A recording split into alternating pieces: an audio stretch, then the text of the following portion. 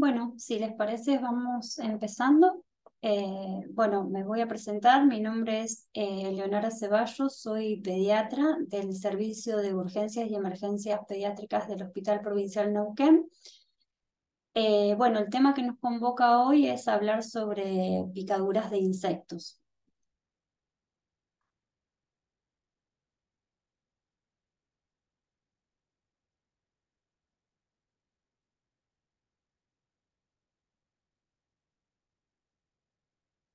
Bueno, como objetivos, cuando inicié la preparación de la clase, me planteé iniciar con la clasificación de los insectos, hablar sobre las manifestaciones clínicas, cuáles son aquellas reacciones que suponen riesgo para nuestros pacientes, los métodos de elección para poder llegar al diagnóstico, los diagnósticos diferenciales y el tratamiento.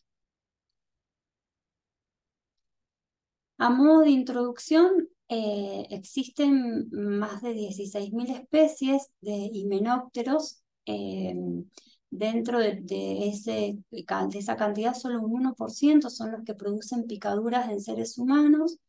Son muy comunes en la edad de la infancia y más que nada en la época del verano o de los meses más cálidos, y en los niños las reacciones potencialmente fatales oscilan entre un 0,4 y un 0,8%. Ay, perdón que ahí se me pasó como de más. Hablando un poquito sobre lo que es lo que genera, digamos, sensibilización en los niños, en pediatrías hay un porcentaje que varía desde el 9,3% al casi 39%. Cuando se produce una reacción grave en un primer episodio de una picadura, es mucho más probable que en una segunda ocasión se vuelva a producir una reacción también de las mismas características. Es la tercera causa de anafilaxia en la infancia, las picaduras de insectos, luego de las producidas por alimentos y fármacos. Y en aquellos pacientes con antecedentes de mastocitos, digamos, elevado mastocitosis, la prevalencia de que se produzca una anafilaxia también es mayor. Bueno, para iniciar vamos a hablar un poquito de cómo se clasifican los insectos. Se los divide en aquellos que son venenosos y los que son hematófagos. Dentro de los venenosos tenemos a los himenópteros, que incluyen a las abejas, avispas, abejorros y hormigas. Y en este grupo también están las orugas, que pertenecen al género Lepidópteros. Dentro del grupo de los hematófagos tenemos a los mosquitos y tábanos, a las chinches y a las pulgas. Me pareció importante también clasificar qué tipo de reacciones pueden producir las picaduras, y a estas las vamos a dividir en reacciones tóxicas y en reacciones inmunológicas. Las reacciones tóxicas son las reacciones locales, que se van a manifestar por prurito, enrojecimiento y edema que va a estar en la zona de la picadura. Y las reacciones inmunológicas son las reacciones sistémicas generalizadas o reacciones locales intensas. Este tipo de reacciones se producen por mecanismos que son mediados por inmunoglobulina E y suelen manifestarse pasados los 30-60 minutos posteriores a producida la picadura. Como para definir qué es una picadura, bueno, es una lesión que se origina por la penetración de un aparato agresor al interior de la piel, con la finalidad de o introducir un veneno o de obtener fluidos, en el caso de los hematófagos, como hablamos recién.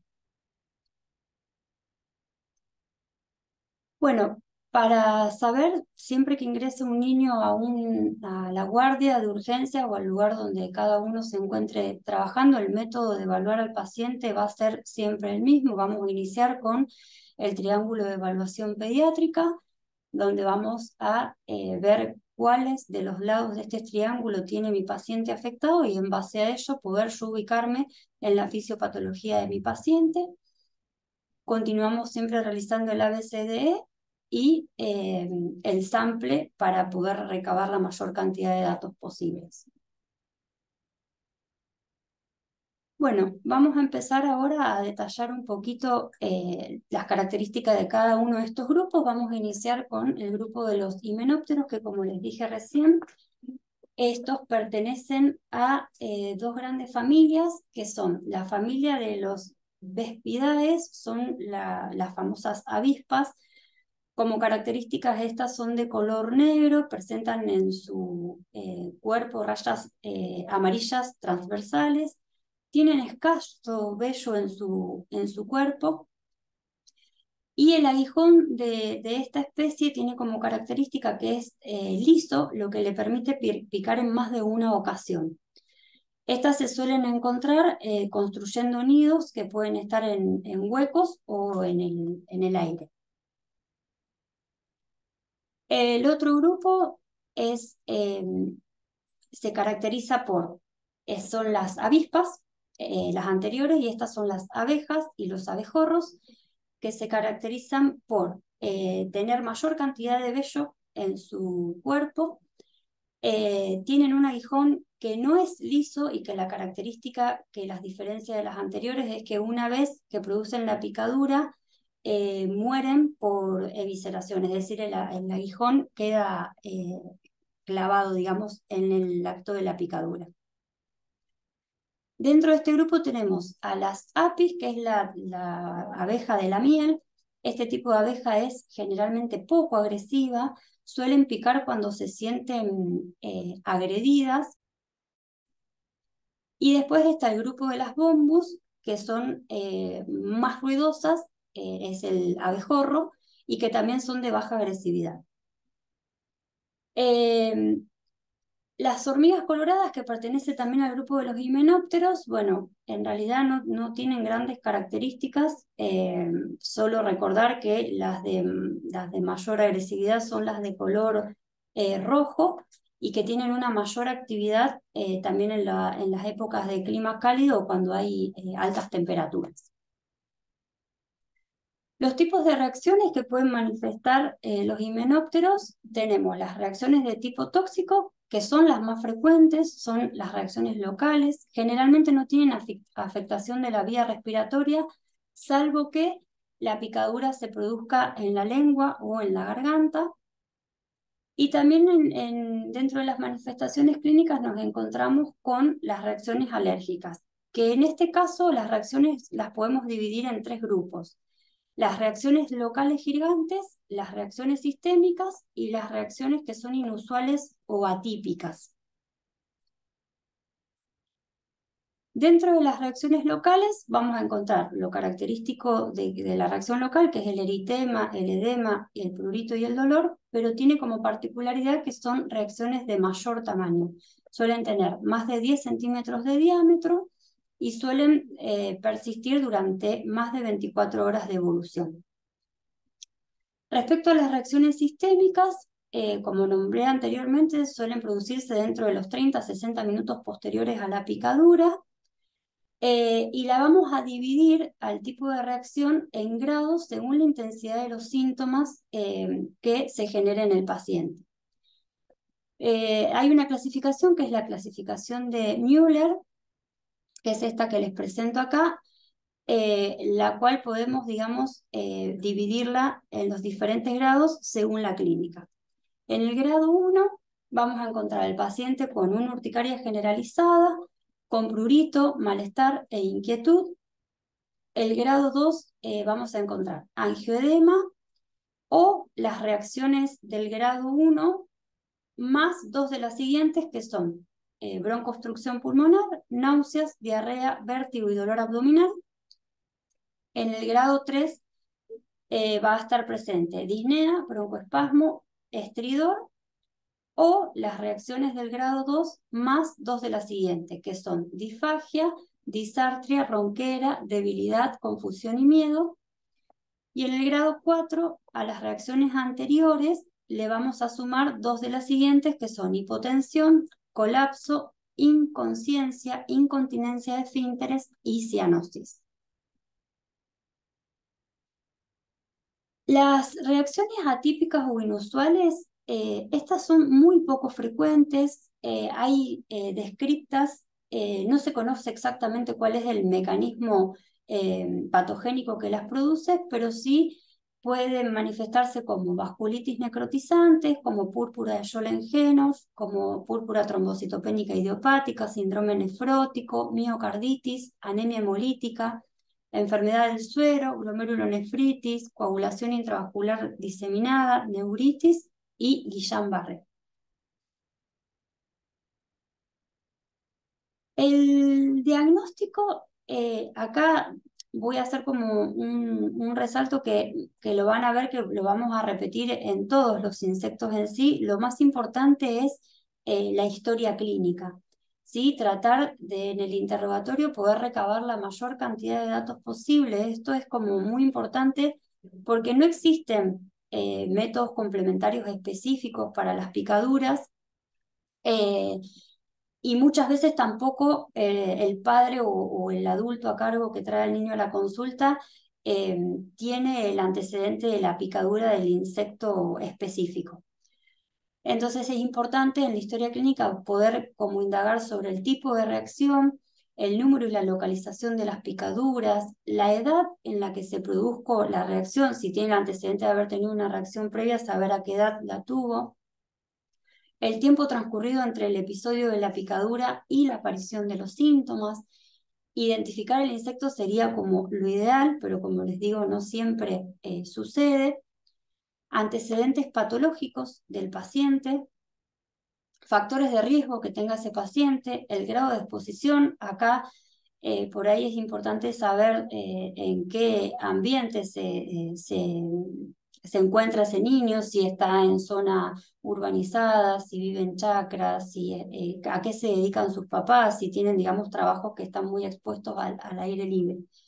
Y la gravedad de las reacciones previas también es importante porque sabemos que en una segunda ocasión de picadura probablemente también tenga una reacción grave. Y la edad del paciente. En cuanto a lo que es la exploración física, bueno, debemos de realizar un examen físico completo, detallado, siempre intentar buscar las lesiones y ver las características de esas lesiones, si son únicas, si son múltiples. Y la analítica, si bien esta no lo vamos a realizar habitualmente, no lo vamos a hacer en una guardia de urgencias, pero sí saber que después estos chicos tienen un seguimiento y que tanto el pediatra de cabecera como el alergista, si el niño es derivado, se puede seguir estudiando con esta analítica, que es la determinación de las inmunoglobulinas específicas. Se suelen pedir para apis y véspula, que son como las especies más frecuentes de encontrar, eh, y niveles superiores a 0,35 unidades por mililitro de IgE ya nos habla de una sensibilización en ese paciente. Después también tenemos que solicitar la IgE total y la triptasa basal. Las pruebas cutáneas que también podemos realizar para el diagnóstico de las picaduras, también lo va a hacer el especialista.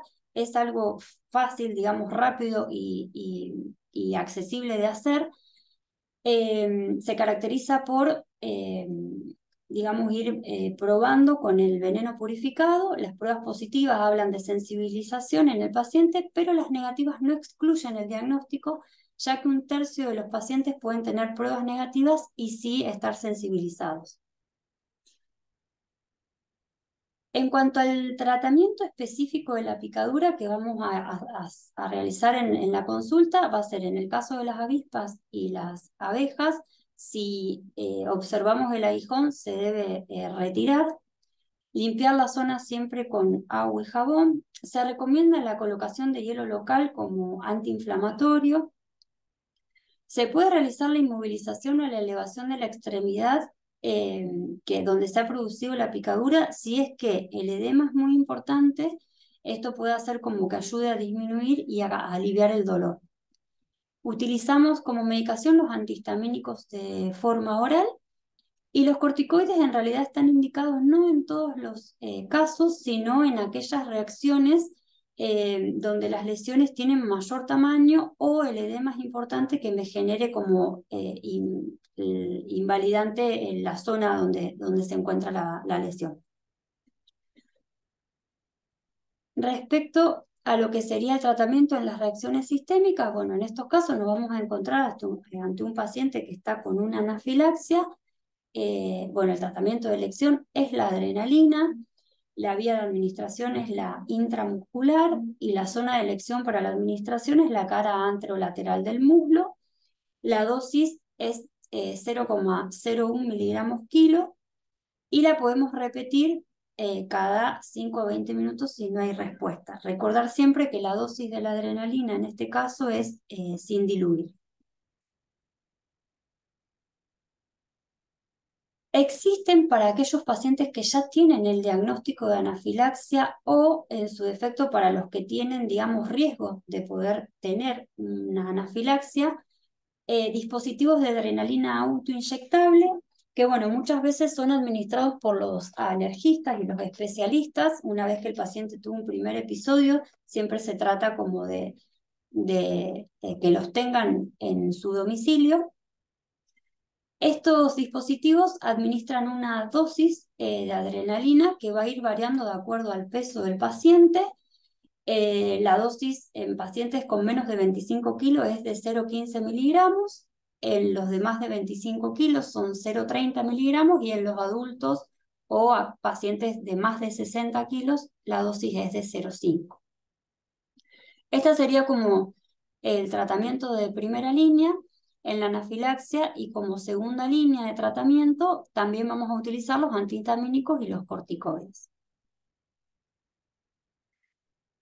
El tratamiento con inmunoterapia específica, esto también lo nombro como para que lo conozcamos, pero también es realizado por el especialista en el servicio de alergia. Como objetivo, este tratamiento tiene el de prevenir reacciones en futuras picaduras. Es un tratamiento que se hace a largo plazo y consiste en administrar dosis progresivas crecientes del veneno. Obviamente se tiene que hacer bajo una supervisión y un cuidado, digamos, en un lugar donde haya una guardia o personal que maneje la urgencia, porque pueden obviamente desencadenar episodios de anafilaxia. Como medidas de prevención, en realidad van todas dirigidas a las actividades que se hacen en los meses de verano y al aire libre. Siempre hay que tratar de evitar comer o tener bebidas al aire libre porque son todas las cosas que atraen a estos insectos. El evitar utilizar colores llamativos y perfumes. Evitar estar obviamente en zonas cercanas de colmenas, árboles frutales, donde hay panales, nidos de avispas o próximos a basurales. No dejar alimentos al aire libre, viajar en los automóviles con las ventanillas cerradas, evitar movimientos bruscos cuando se detecte la presencia de una abeja o una avispa. Y en lo que es zonas de piscinas, tener el recaudo también de caminar descalzos y de siempre sacudir la ropa, si estuvimos al aire libre y nos sacamos la ropa, sacudir la ropa antes de usarla, porque a veces pasa que quedan los insectos en la ropa y bueno, al colocársela es donde se produce la picadura. Bueno, esto sería como el primer grupo de los himenópteros. Ahora vamos a pasar a este otro grupo que son los denominados no himenópteros. En este grupo la mayoría son hematófagos. Vamos a iniciar hablando del mosquito. Como características generales, las hembras son las que generan las picaduras. Son también frecuentes vectores de enfermedades y en la mayor parte de los casos producen reacciones locales. Como reacción local vamos a encontrar una lesión que va a ser una pápula en el lugar de la picadura que puede aparecer aproximadamente a las 2 horas desde iniciada la misma y puede persistir entre 1 a 2 días. La anafilaxia es excepcional, hay algunos casos descriptos y las reacciones en este caso son debidas a la sensibilización a la proteína del salival del insecto.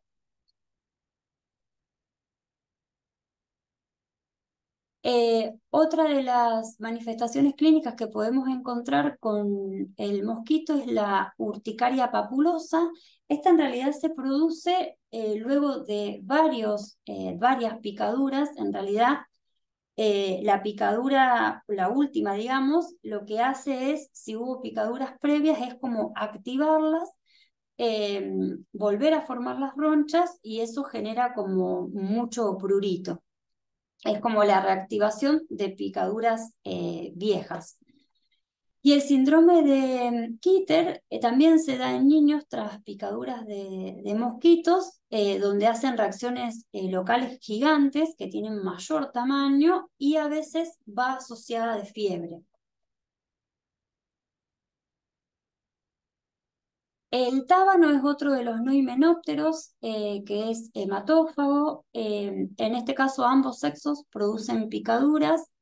La picadura de la hembra es la que suele producir reacciones inmunológicas. Bueno, son de un tamaño entre 20 a 25 milímetros, tienen un cuerpo que es robusto, antenas salientes, ojos que pueden ser marrones, negros o verdes. Son abundantes de encontrar en el verano, más activos también en esa época del año, y son una especie diurna, o sea, no lo vamos a encontrar en la noche. Las reacciones locales suelen manifestarse como nódulo subcutáneo, que es doloroso, o vesículas de contenido líquido. La anafilaxia también en las picaduras de los tábanos es menos frecuente y tienen el mismo mecanismo de sensibilización a través de las proteínas que se encuentran en la secreción salival. Otro de los insectos es la pulga. Estos son parásitos ectodérmicos que se alimentan también de sangre. Tienen como característica un cuerpo aplanado de forma lateral. Son de color oscuro. Una de sus características es el hábito de saltar. Y la especie que afecta al hombre es la Pulex irritans. Los tipos de reacciones que generan son las locales, donde vamos a observar una pápula eritematosa que va a tener como característica una petequia central. Las lesiones pueden persistir varios días, generan prurito, pueden dar cuadros urticariales y como característica también vamos a encontrar las lesiones distribuidas la mayor cantidad de las veces a lo largo del trayecto de un vaso sanguíneo. La anafilaxia en este caso es poco frecuente. Otro de los no himenópteros son la chinche, que el género que parasita al hombre es el género Cimex. Son de forma ovalada, aplanada dorsiventralmente, son también de costumbres nocturnas, son atraídas por el calor, por el sudor y por el olor humano. La saliva tiene un componente anticoagulante y también pueden transmitir enfermedades. La reacción local que vamos a encontrar son varias lesiones agrupadas que suelen ser pápulas múltiples con un punto hemorrágico central. La anafilaxia también se genera por el mismo mecanismo, por las glándulas salivares tienen, digamos, proteínas alergénicas y eso es lo que genera la reacción grave, que es también menos frecuente que la reacción local.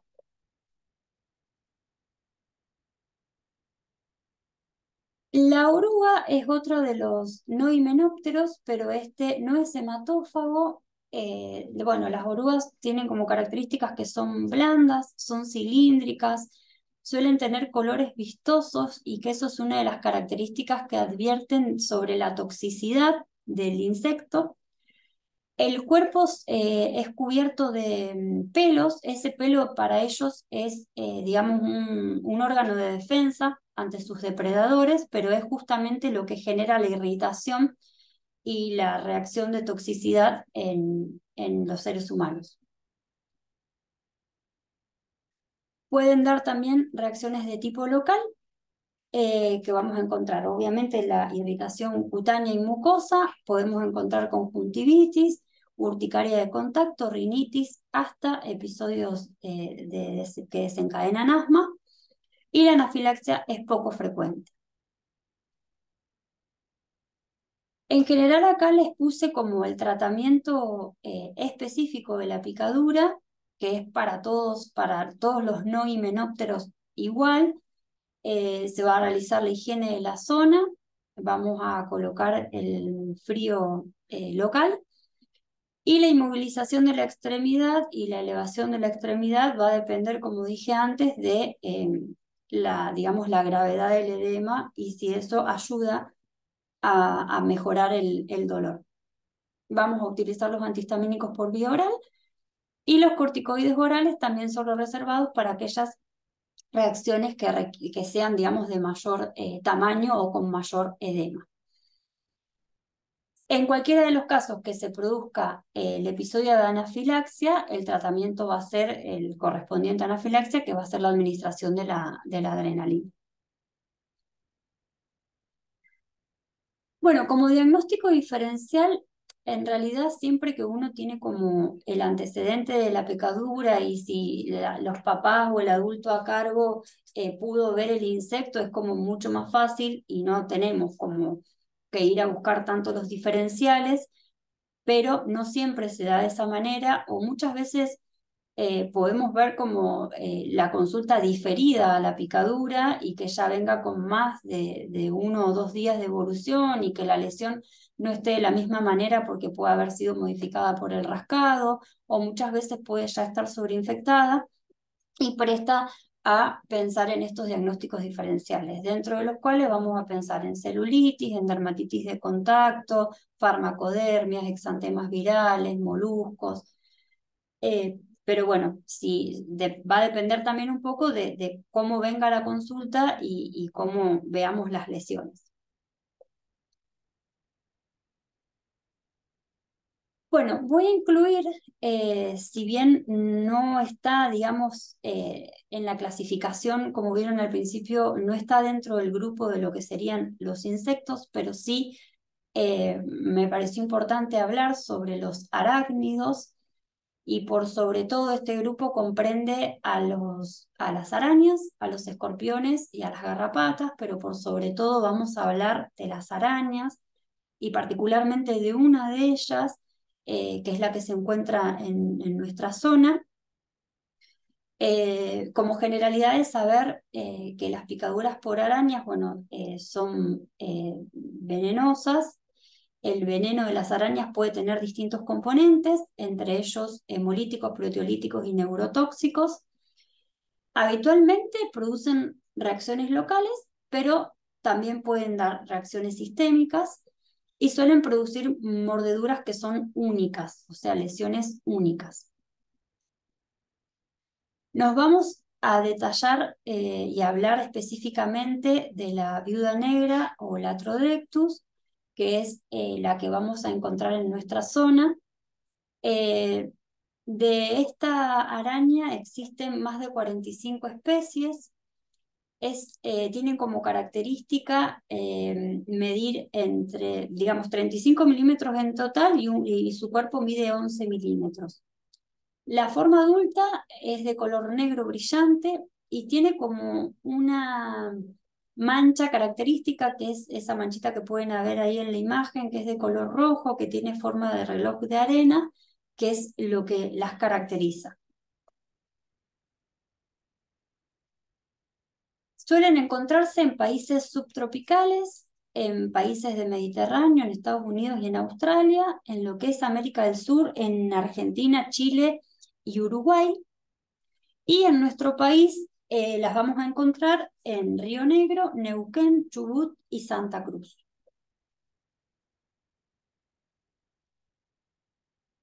Bueno, el veneno de esta araña contiene la toxina, que es una neurotoxina, que se llama alfa-latrotoxina.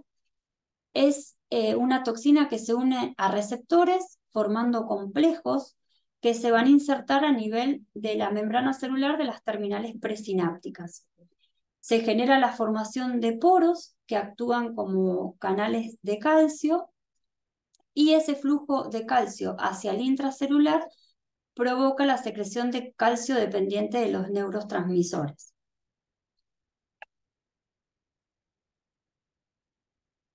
Entonces, el veneno va a actuar en diferentes sitios. Tenemos a nivel de lo que sería la unión neuromuscular, lo que nos va a provocar son espasmos musculares y posterior parálisis mediada por acetilcolina y su agotamiento.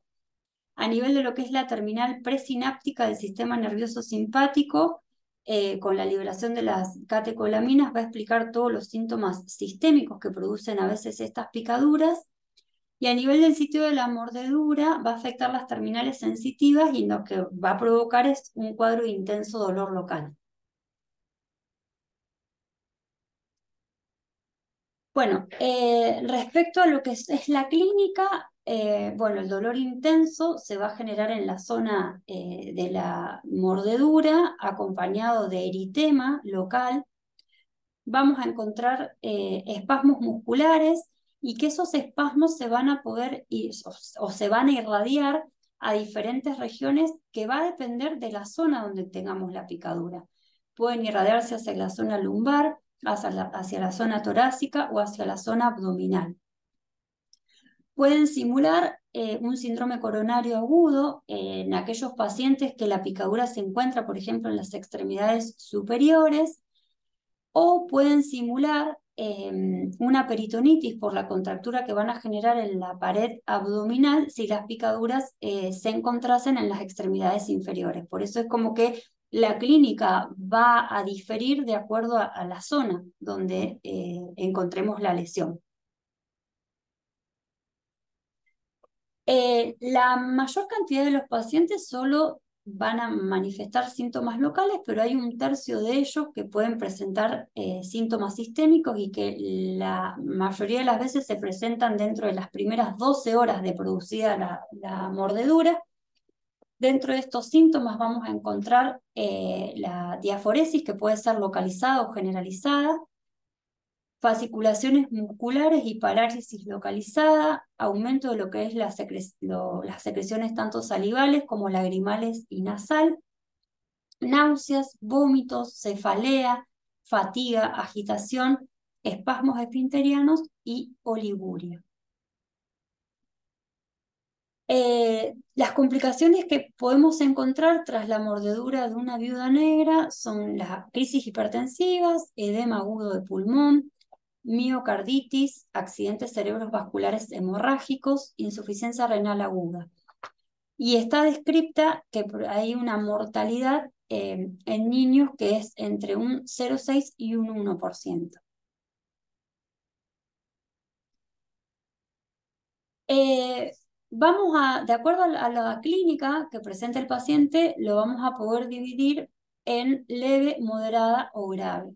Las leves solo van a manifestar síntomas locales. El tratamiento va a ser el de cualquier picadura con síntomas locales. Ya en la moderada y grave es importante poder clasificarla de esta manera porque el tratamiento va a diferir. La clínica moderada implica tener los síntomas locales más taquicardia o bradicardia, hipertensión arterial, edema palpebral bilateral, contracturas musculares y calambres abdominales.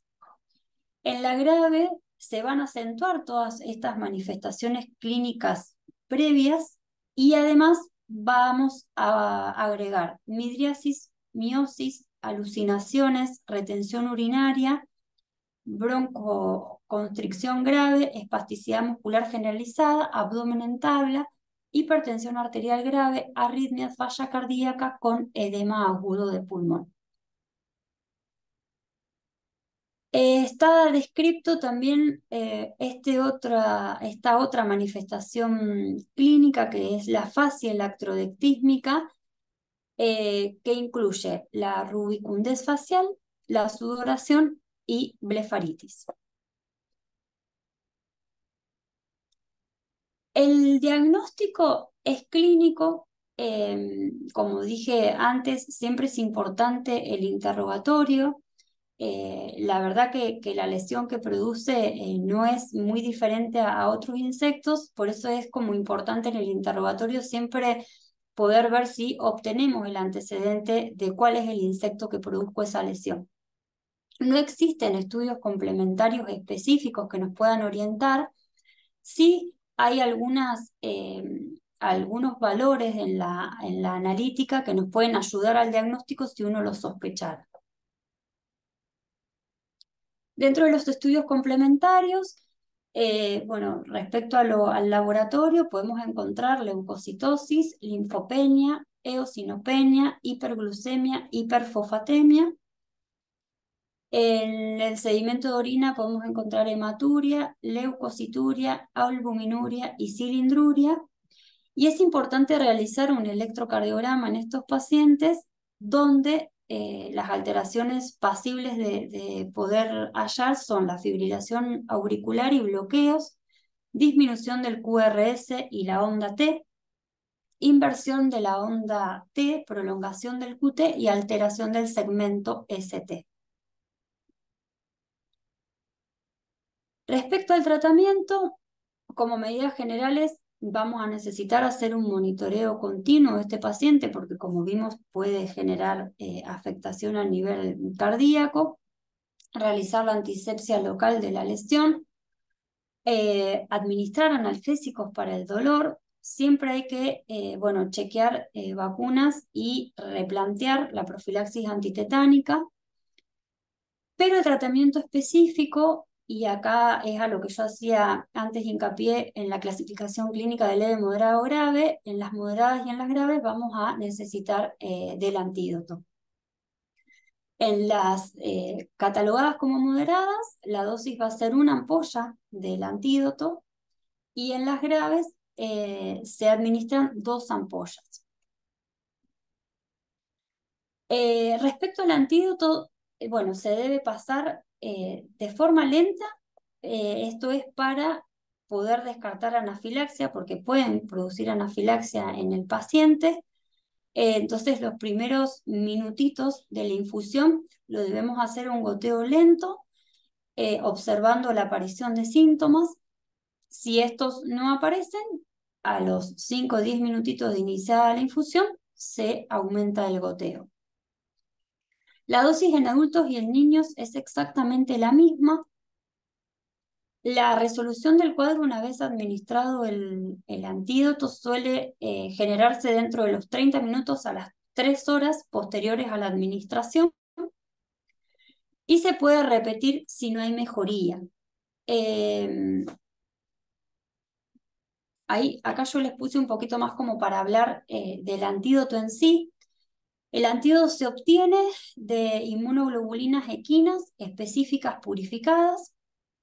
La acción farmacológica del antídoto es justamente neutralizar la acción de la toxina mediante la unión de fragmentos del plasma hiperinmune con los componentes del veneno. Y de esa manera, con esa, digamos, unión, se generaría la eliminación de la toxina.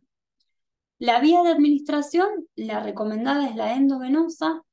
En la literatura está descrita la intramuscular, pero la verdad que la que se utiliza es la endovenosa. Y respecto a lo que es la forma de administrar, se puede diluir el antídoto para su administración tanto en solución fisiológica como en dextrosa. Bueno, esto es un poquito, acá le puse la bibliografía de donde saqué la, la información para armar la clase.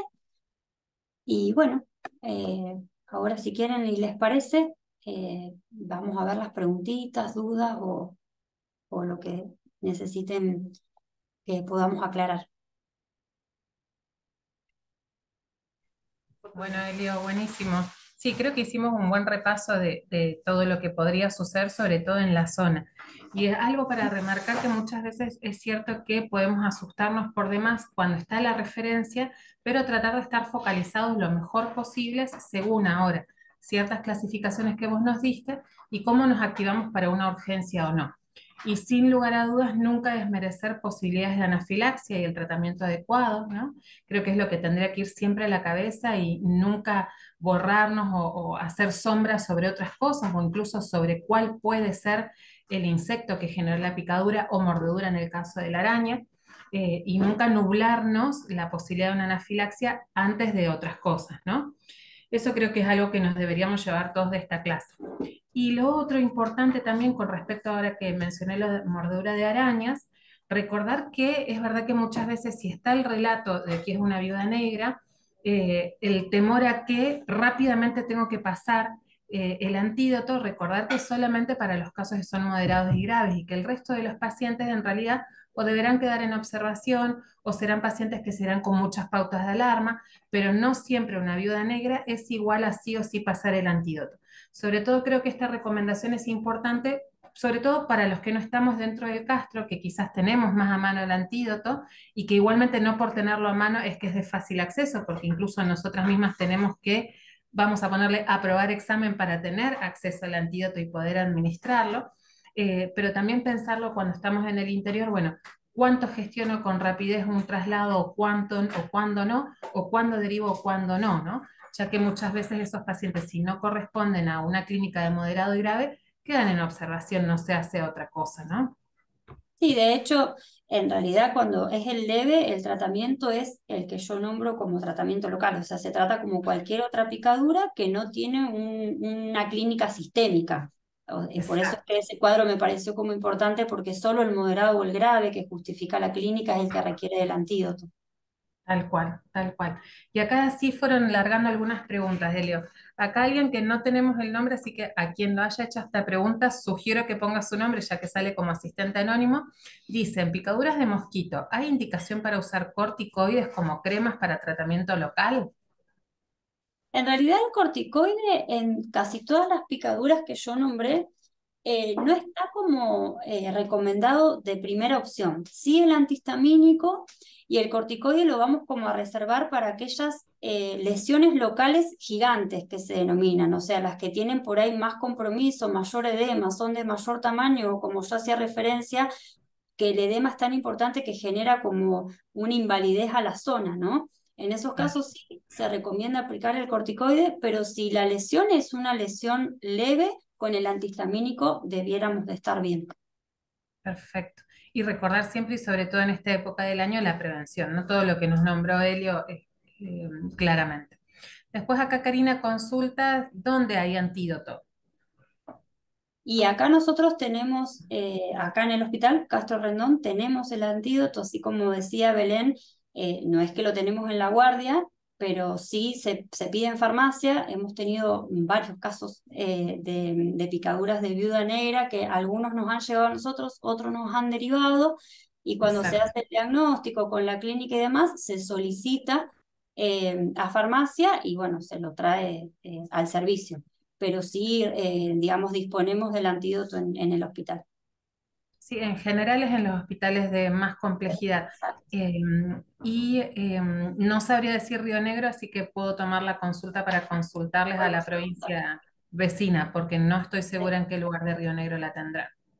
Después acá Héctor nos comenta que tuvieron una picadura por viuda negra que fue leve y que llevaron la araña al hospital entera, en bajada del agrio. Bueno, esto también es muy frecuente. Acá justo estamos con otra de las chicas y nos causa algo de gracia porque muchas veces viene como con mucha ansiedad y mucha angustia la familia, con capaz el niño con un TEP estable, con un ABCD muy bueno y con el relato en el sample de toda esta angustia y con una araña dentro de un frasco, ¿no? Entonces, ¿es necesaria la araña? ¿No?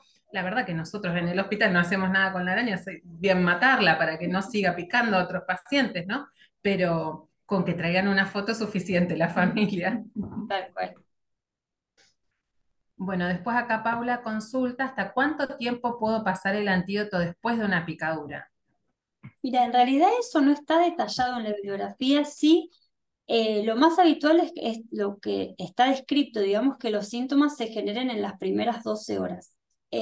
Puede que se extiendan más allá de las 12 horas y de hecho nosotros tuvimos un paciente que nos derivaron que llevaba más de 12 horas, pero estaba muy sintomático y casi con 24 horas de evolución pasamos el antídoto y los síntomas remitieron de forma casi inmediata. No hay como un tiempo. Sí es verdad que también está descrito que suele como autolimitarse la clínica en 48 horas, suele tener como una evolución que también se autolimita. Esto no significa que si yo tengo el paciente con la clínica y tengo la posibilidad de administrarle el antídoto si lo requiere en una moderada o grave, no lo haga. Pero no hay un tiempo, digamos, exacto que yo pueda decir, bueno, a partir de acá no lo puedo pasar o sí lo puedo pasar. Perfecto, y esa es perfecta esa sugerencia, ¿no? Porque esto también para los chicos del exterior es, bueno, ya está, tengo una clínica moderada, pero ya pasó mucho tiempo, no lo voy a derivar. No, todo lo contrario, ¿no? No importan los tiempos, sino la clínica necesaria del paciente para hacerle ceder su sintomatología, ¿no? Bien, después acá tenemos una pregunta de Jerónimo que consulta acerca un poco del pasaje de la medicación. Justo esta clase en particular no tenemos ningún compañero de enfermería que esté acompañando a Helio, pero no sé, Helio, si recordás en el pasaje del paciente que estás mencionando. Sí, en realidad lo que se sugiere es una ampolla si es moderada, dos ampollas si es grave. Esto que les decía es indistinto para el pediátrico como para el adulto, tiene que ver por la clínica y esa es la dosis. Se puede diluir tanto en solución fisiológica como en dextrosado. El volumen a diluir puede ser en 100 hasta 200 mililitros. Y el tiempo, no hay un tiempo tampoco estimado para pasarlo, sí, la indicación en la bibliografía es un pasaje rápido, pero es real que solemos hacer una premedicación porque puede dar anafilaxia. Más que nada, siempre interrogar a la familia si el niño tiene antecedentes de algunas otras reacciones o si tiene alergia a componentes del caballo, ¿no? Porque de ahí viene que de todas maneras si lo tuviera tampoco lo contraindica y la bibliografía aclara de que a pesar de que existe ese antecedente, el antídoto debe de pasarse igual. Se premedica con difenhidramina. Las primeras 5 minutitos se hace como una infusión lenta, justamente para ir evaluando la clínica del paciente y ver que no inicie con sintomatología de anafilaxia. Y si eso no sucede entre los primeros 5 a 10 minutos, se aumenta el goteo y lo ideal es pasarlo entre media hora a una hora como máximo, o sea, no debiera de extenderse mucho más de ese tiempo. Ujú. Ah, Y mira, obviamente con el monitoreo, ¿no? Con el monitoreo claro. continuo. Claro, totalmente. Acá Héctor hace un comentario importante, que claro, estando en el interior tenían el antídoto, esto es importante, no descentralizar cuando las distancias son muy lejanas. Menciona que tenían el antídoto que estaba vencido y que está autorizado para ser usado un año más. Bueno, Ujú. mientras nos guiemos por la gente de farmacología y nos dé sus ok, que incluso nos pasa con otros fármacos, ¿no? También. Sí, sí, sí, sí. Después acá Janet hace otro comentario que dice, hoy el sistema de Andes nos permite adjuntar fotos de la picadura y su reacción en la historia clínica. Esto nos serviría para conocer los antecedentes reales del paciente. Sí, la verdad Sí, es que verdad. es una herramienta. También saber que la lesión, que por eso yo hago hincapié, la lesión no es característica, o sea, es Ujú. una lesión que es una pápula que la puede producir cualquier otro insecto. Entonces, por esto es decir, bueno, si el niño viene con una pápula sola, por más que sea una viuda negra, nada, es una pápula. Es como buscar la clínica sistémica. Eso es como el punto clave, porque tampoco nos vamos a poder guiar por el tipo de lesión, porque no es una lesión que se diferencie del resto. Tal cual. Y es súper importante eso, Elio, porque uno piensa, quizás en el imaginario de la mayoría, piensa que una picadura de araña de algo peligroso y que necesita un antídoto es una picadura que tiene que estar necrótica. Sí. Y no, no, de hecho, a veces inclusive hasta cuesta encontrarla, eh, porque bueno, ya les digo, suele ser única y no se diferencia del resto de las lesiones.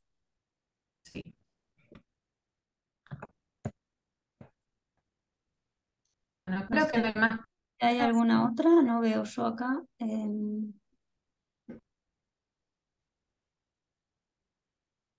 Bueno, esa de la ilusión creo que ya la respondí. Sí, creo que no hay más, ¿no es cierto? Justo estoy con un que estoy en el hospital también, pero bueno, No, no, creo que por lo menos las que yo veo son las que fuiste nombrando vos, Beth. No.